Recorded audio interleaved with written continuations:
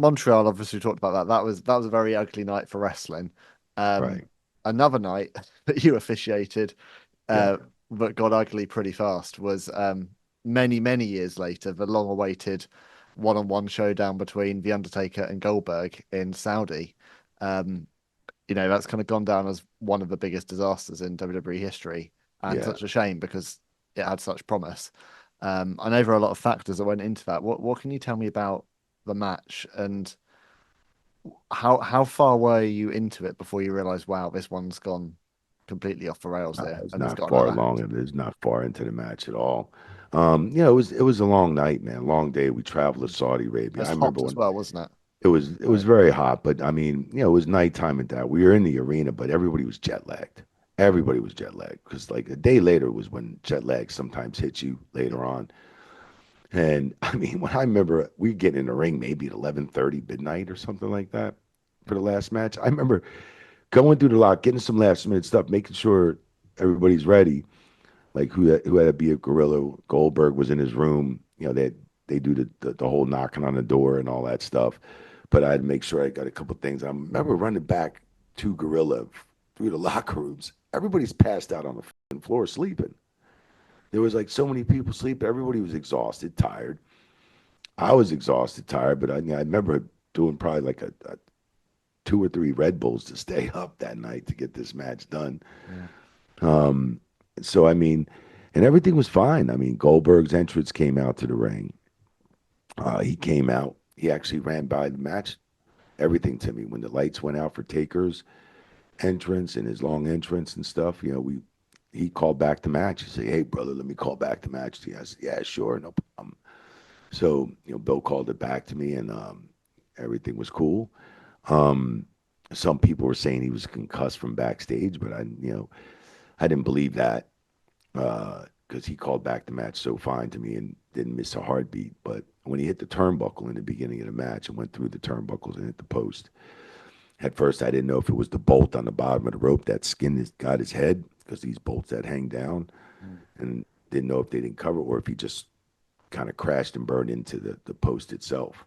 But either or, it was one of them because he came back out with a big gash on his head. So I was like, and I kept asking him if he was all right, if he was all right, and he was okay. He said, yeah, yeah, yeah. But then it got worse as seconds and, went by, minutes went by. It got worse and worse.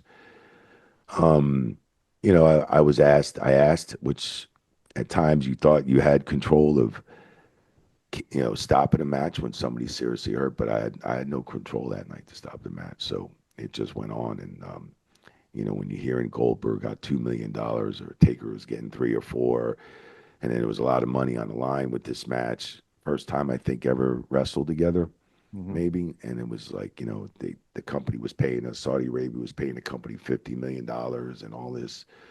Um, it just seemed like they had to make sure that match got through. So God bless they went through it. They both could have seriously got injured. Yeah. He was definitely concussed, man, pretty good during the match. But God bless he got through it, and he's okay to talk about it these days. And we all have those kind of nights, and it wasn't his fault. Anything he did, it just took the wrong bump, and he got hurt and concussed. And that's the worst. I mean, one thing is getting gashed open, bleeding, but when you're concussed and gashed and bleeding, and you're stressing from the bleeding, and you're feeling weird.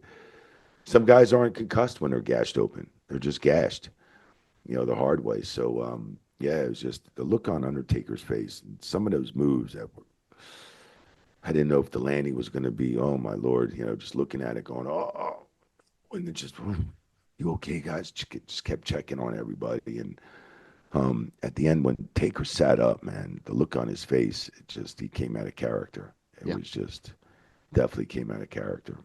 Yeah. That's the first and only time you'd ever see the real Mark Calloway coming through at the end of a pay-per-view. Just, yeah, said it, Yeah. said everything, doesn't it? Yeah, sure did, man. Sure did that look.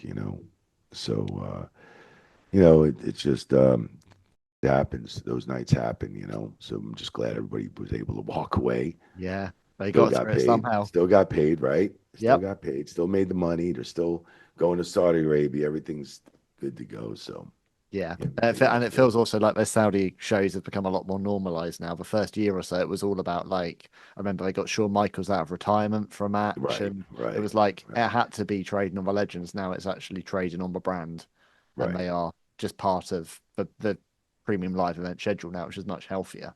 right, no doubt.